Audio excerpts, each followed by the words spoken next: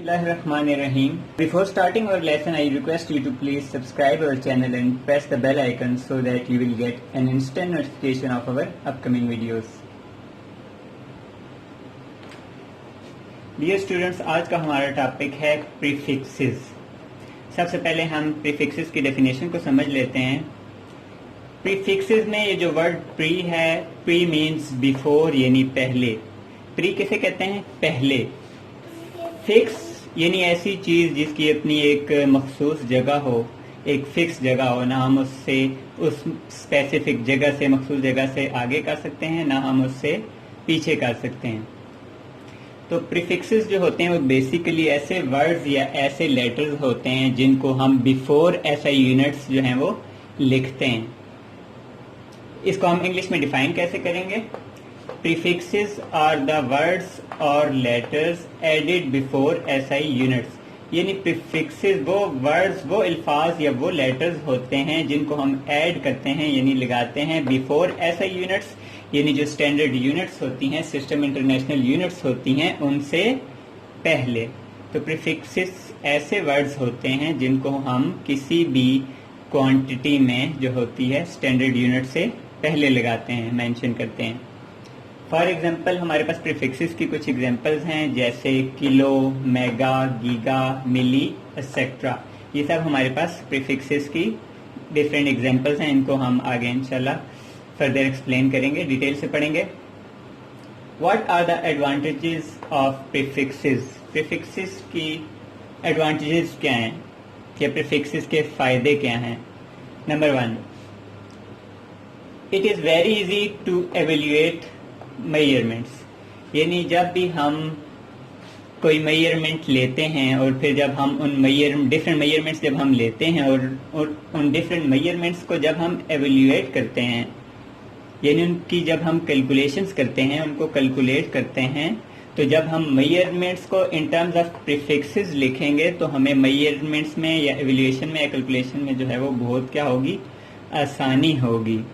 Second, it is very useful in expressing very large और very small quantities। या तो बाज़ औक़ात ऐसा होता है कि मेजरमेंट्स के दौरान हमारे पास जो है वो वैल्यू बहुत बड़ी आ जाती है, या तो जो वैल्यू होती है वो बहुत छोटी होती है। तो बहुत बड़ी वैल्यू को भी लिखना जो है हमारे लिए मुश्किल हो जाता है, और बहुत स्मॉल वैल्यू को भी हमारे लिए जो है वो लिखना बहुत मुश्किल हो जाता है।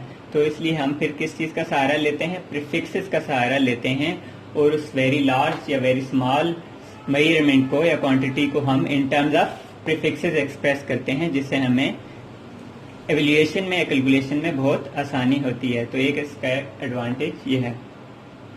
प्रीफिक्सेस का एक और एडवांटेज भी है, वो ये है कि जो एसआई यूनिट्स के मल्टीपल्स एंड सब मल्टीपल्स होते हैं, यानी जो 10 की पावर्स होती हैं, उनको हम इजीली एक्सप्रेस करने के लिए भी प्रीफिक्सेस का सहारा लेते हैं, प्रीफिक्सेस को इस्तेमाल करते हैं।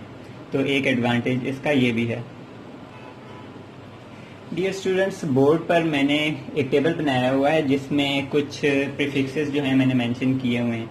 ये वो प्रीफिक्सेस हैं जो बहुत इंपॉर्टेंट हैं या आम तौर पर जो है हम इस्तेमाल करते हैं इन्हें, या ये वो प्रीफिक्सेस हैं जिनका इस्तेमाल जो होता है वो ज़्यादा होता है। वैसे तो जो टोटल प्रीफिक्सेस हैं आपकी बुक में वो 16 हैं, लेकिन बोर्ड पर मैंने 1 2 3 4 5 6 7 प्रीफिक्सेस मेंशन किए हुए हैं। वो इसलिए कि ये बहुत इंपॉर्टेंट हैं और ये ज़्यादातर इस्तेमाल होते हैं। जो इसके अलावा रिमेनिंग प्रीफिक्सेस हैं वो बहुत कम इस्तेमाल होते हैं, बहुत कम। तो इनको हम 1 बाय 1 देख लेते हैं, इन प्रीफिक्सेस को, इनके सिंबल्स को और इनके मल्टीप्लायर्स को। तो सबसे पहले जो हमारे पास प्रीफिक्स आ जाता है वो है गीगा। गीगा का सिंबल क्या है? इसको हम डिनोट किससे करते हैं? कैपिटल जी से। उसकी वैल्यू क्या होती है? 10 की पावर 9। इसके बाद हमारे पास आ जाता है मेगा। इसका सिंबल क्या है? कैपिटल एम, और उसकी वैल्यू क्या होती है? 10 की पावर 6। नेक्स्ट हमारे पास आ जाता है किलो। ये बहुत कॉमन है और ये काफ़ी ज़्यादा इस्तेमाल होता है। इसका सिंबल है स्मॉल के, क्योंकि जो कैपिटल के होता है वो केल्विन को रिप्रेजेंट करता है। केल्विन जो है वो टेम्परेचर की यूनिट है। किलो की वैल्यू क्या होती है? 10 की पावर 3। नेक्स्ट मिली। मिली का सिंबल क्या है? Small M. ये भी काफ़ी ज़्यादा यूज होता है। मिली की वैल्यू क्या होती है 10 की power -3। Micro symbol mu, micro के सिंबल को हम क्या पढ़ते हैं म्यू, इसकी वैल्यू क्या होती है 10 की पावर -6, ये भी माइनस में होती है इसकी वैल्यू। नेक्स्ट है नैनो, इसका सिंबल क्या है स्मॉल एन और इसकी वैल्यू क्या होती है 10 की पावर -9। लास्ट में हमारे पास आ जाता है पीको, इसका सिंबल क्या है स्मॉल पी, क्योंकि जो कैपिटल पी होता है वो फिजिक्स में प्रेशर को डिनोट करता है, तो पीको को हम स्मॉल पी से डिनोट करते हैं, उसकी वैल्यू क्या होती है 10 की पावर -12। तो ये कुछ कॉमन प्रीफिक्सेस हैं जिनको हम आगे भी इंशाल्लाह न्यूमेरिकल्स में यूज करेंगे। गीगा, मेगा, किलो, मिली, माइक्रो, नैनो, पिको, ये प्रीफिक्सेस हैं और ये उनके सिंबल्स हैं और ये उनकी वैल्यूज हैं। कुछ वैल्यूज हमारे पास पॉजिटिव में और कुछ वैल्यूज हमारे पास नेगेटिव में। तो ये जो प्रीफिक्सेस हैं इनको आपने याद करना है अच्छे से, और एक बात का आपने ध्यान रखना है कि इनकी वैल्यूज जो हैं वो प्लस माइनस में कोई भी मिस्टेक आपसे ना हो। डियर स्टूडेंट्स, प्रीफिक्सेस को हम एग्जांपल्स के जरिए से समझ लेते हैं, एक्सप्लेन कर लेते हैं। एग्जांपल नंबर 1 है हमारे पास, फर्स्ट करें हमारे पास कोई मटेरियल है जिसका जो वेट है वो कितना है 20,000 ग्राम। अब इस वैल्यू को जो है हम शॉर्ट फॉर्म में लिखना चाहते हैं, इन टर्म्स ऑफ प्रीफिक्सेस लिखना चाहते हैं, यानी इजी फॉर्म में लिखना चाहते हैं, तो हम कैसे लिखेंगे। जैसे 20,000 में आप देख सकते हैं हमारे पास 20 के साथ कितने जीरो हैं 3 जीरो हैं, तो इन 3 जीरो को हम 10 की पावर्स में लिख सकते हैं। 3 जीरो को हम 10 की पावर्स में कैसे लिख सकते हैं, क्योंकि 3 जीरो हैं तो 10 की पावर क्या होगा 3, अगर 4 जीरो होंगे तो 10 की पावर 4, इसी तरह से अगर 5 हैं तो 10 की पावर 5 होगा। तो इन 20,000 ग्राम में ये जो 3 जीरोज हैं राइट वाले, इनको हमने in terms of multiples of 10 लिख दिया है, 10 की पावर 3 ग्राम। अब ये 10 की पावर 3 आप इस टेबल में देख सकते हैं कि ये कौन सा प्रीफिक्स है 10 की पावर 9, 10 की पावर 6, 10 की पावर 3। 10 की power 3 is equal two kilo, kilo stand for small के। अब 10 की पावर 3 को हमने नेक्स्ट स्टेप में स्मॉल के से डिनोट कर दिया है। क्यों? क्योंकि ये एक प्रीफिक्स है which is called kilo and kilo stands for small के। तो 10 की पावर 3 को यानी हम लिख सकते हैं स्मॉल के, ग्राम इसी तरह आ गया, तो यानी 20,000 ग्राम को हम शॉर्ट फॉर्म में क्या लिख सकते हैं 20 किलोग्राम। सेकेंड एग्जांपल है हमारे पास, फर्स्ट करें कि एक पावर प्लांट है और वो 48 मिलियन वाट जो है वो इलेक्ट्रिसिटी प्रोड्यूस करता है। अब ये बहुत बड़ी वैल्यू है, इसको हम शॉर्ट फॉर्म में लिखना चाहते हैं, इजी फॉर्म में लिखना चाहते हैं, तो हम कैसे लिखेंगे इन टर्म्स ऑफ प्रीफिक्सेस लिखेंगे। याद रखें हमेशा जो डेसिमल है वो नॉन जीरो डिजिट के साथ आता है। तो यहाँ पर हमारे पास फर्स्ट डिजिट क्या है 4, तो हम डेसिमल लगाएंगे 4 के बाद। तो इसे हम शॉर्ट फॉर्म में कैसे लिख सकते हैं 4.8 इंटू 10 की पावर 6 वाट। अब 10 की पावर 6 हमने कैसे लिखा, क्योंकि 4 के बाद हमने डेसिमल लगाया, तो अब हम आगे काउंट करते हैं कि डेसिमल के बाद हमारे पास कितने डिजिट्स हैं, तो हमारे पास उतनी 10 की पावर आ जाएगी। हम काउंट करते हैं 1 2 3 4 5 6, यानी डेसिमल के बाद हमारे पास 6 डिजिट्स हैं, तो 10 की पावर क्या होगी 6। तो हमारे पास सेकंड स्टेप में क्या वैल्यू आई 4.8 इंटू 10 की पावर 6 वाट।